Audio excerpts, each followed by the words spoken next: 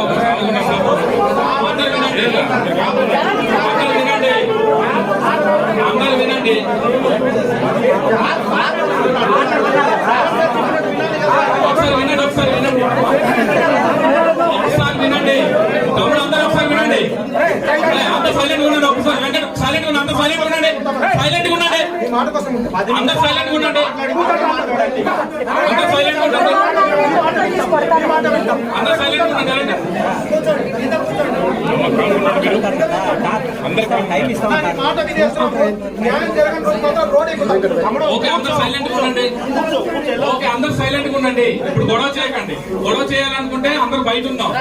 నేను మీతో కూడా వచ్చేసి నాకేం ప్రాబ్లం లేదు, కానీ అందరూ సైలెంట్ గా ఉండండి. ఒక్కసారి